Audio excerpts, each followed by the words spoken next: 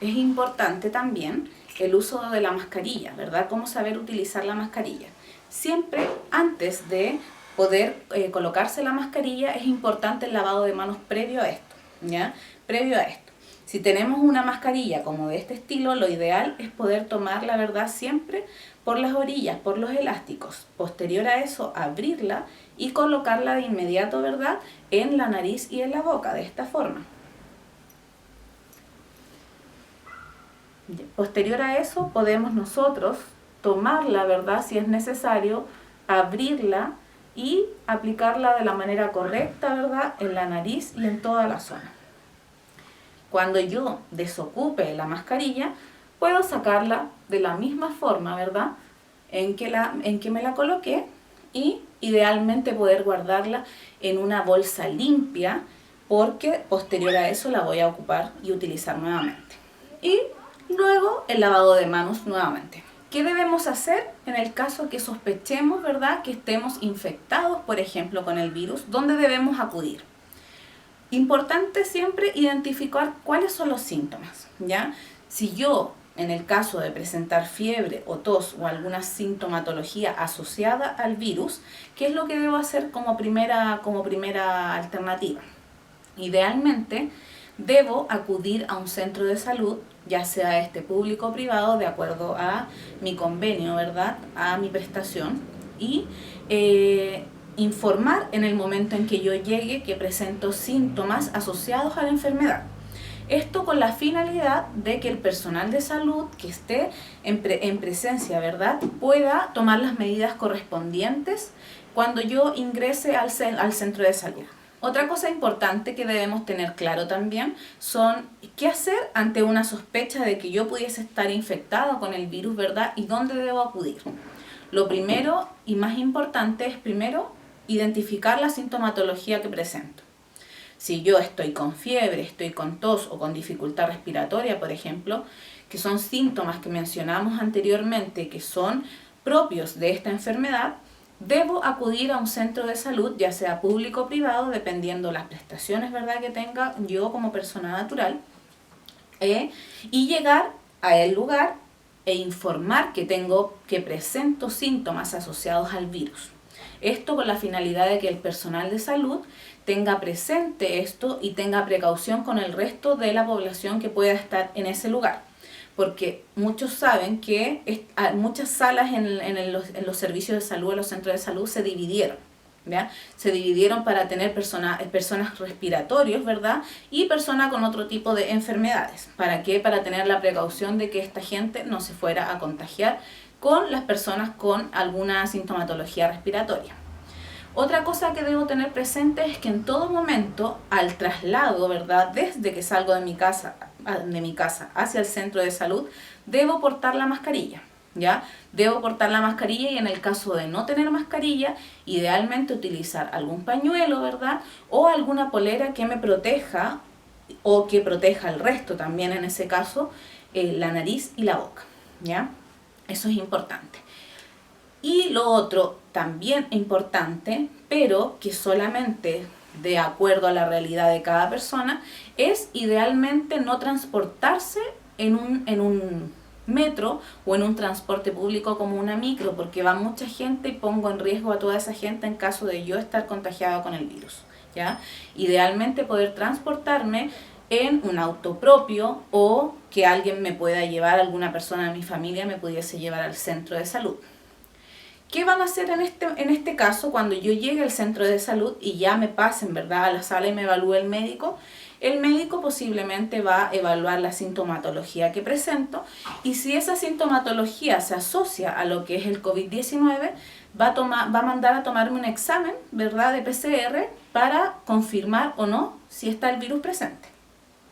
Por lo tanto, ese médico, en caso de sospechar que yo tenga COVID-19, debe hacer una notificación a través de una plataforma que se llama EpiVigila, ¿ya?, en donde él va a colocar, antes de tener la confirmación, sospecha de COVID-19.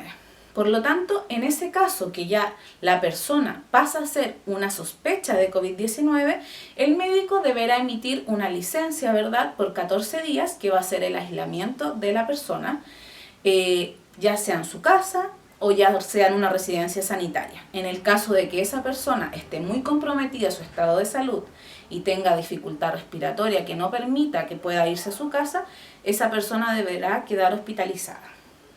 En cuanto el médico pueda tener ya la confirmación de ese examen, y si ese examen es positivo, entonces en ese momento, ¿verdad?, él debe cambiar el estado de esa notificación por persona ya confirmada con COVID-19. Bueno, como había mencionado, una vez confirmado ya el caso, ya definido que es un paciente COVID-19, se debe realizar la investigación, ¿verdad?, de sus contactos estrechos.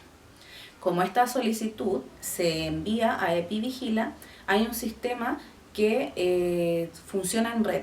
Por lo tanto, la Seremi de Salud de la región correspondiente y junto a su equipo de trabajadores debe identificar, ¿verdad?, el caso y deben identificar los contactos estrechos. ¿Para qué? Para poder aislar a sus contactos en caso de ser necesario. Posterior a esto, si alguno de estos contactos estrechos, ¿verdad?, un contacto estrecho, es importante informarlo, un contacto estrecho es una persona o un grupo de personas que hayan estado con la persona o con el caso contagiado por más de 15 minutos, ¿verdad?, en un mismo lugar, menos de 1 metro de distancia y sin uso de mascarilla, ¿ya? En este caso, generalmente la familia procede a hacer los contactos estrechos. Por lo tanto, toda esa familia debería también ingresar a un aislamiento preventivo, ¿ya? Eso es evaluado principalmente por el equipo de la Seremi de Salud, quien identifica principalmente quiénes son estos contactos y si alguno de ellos presenta algún tipo de síntoma, en ese momento es donde también se le practica a esa persona el PCR, ¿verdad?, para notificar lo que corresponda y también buscar a sus posibles contactos estrechos. El caso confirmado, que ya era un COVID positivo, ¿verdad?, una vez que transcurre su cuarentena o sus 14 días de aislamiento, si no presenta ningún tipo de complicación o de sintomatología grave que no requiera de hospitalización, puede realizar esta cuarentena, como les mencioné anteriormente, tanto en su domicilio o en el caso de no poder realizarlo en el domicilio porque no tiene las condiciones correspondientes, puede realizarlo en una residencia sanitaria sin costo alguno para él, ¿verdad? Y una vez ya transcurrida esta cuarentena, esa persona, en resumidas cuentas, podría decirse que ya es una persona sana, ¿verdad?, y que puede volver a su vida ya laboral normal.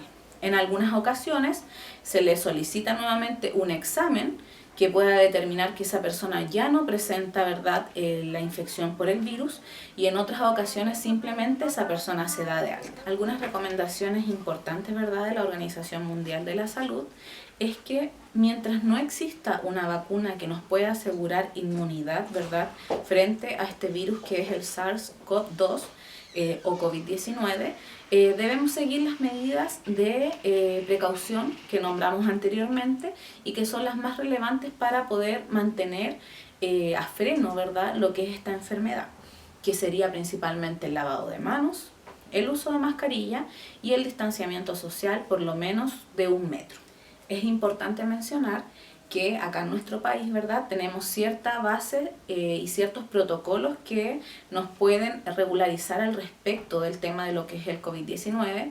Las principales fuentes de información podemos obtenerlas en lo que es el Ministerio de Salud, ¿verdad?, en su página que es www.minsal.cl.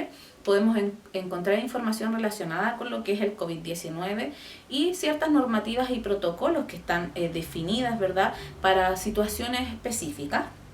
También podemos encontrar información relevante en lo que es el gov.cl y otra fuente relevante que también nos puede servir, por ejemplo, si necesitamos evaluar, ¿verdad?, preguntas y respuestas rápidas, es lo que es Salud Responde, que en teoría podríamos llamar por teléfono a Salud Responde y hacer la consulta que nosotros pudiésemos tener, pero también existe la página en donde tenemos un protocolo, ¿verdad?, que es para uso de la población en general y donde pueden ver ciertas preguntas y respuestas que realiza la población en forma frecuente, que también es un sitio que les puede servir de bastante ayuda.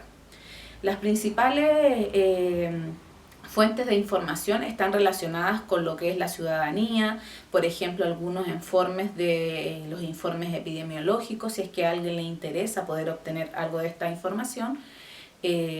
Alguna información técnica que es como más para profesionales posiblemente asociados a la salud, ¿verdad?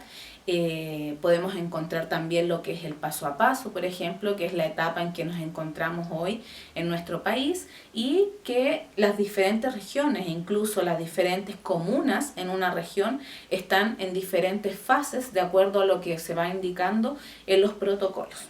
Espero que toda esta información haya servido, ¿verdad?, para su conocimiento, pero también para poner en práctica lo que es más relevante, es el autocuidado.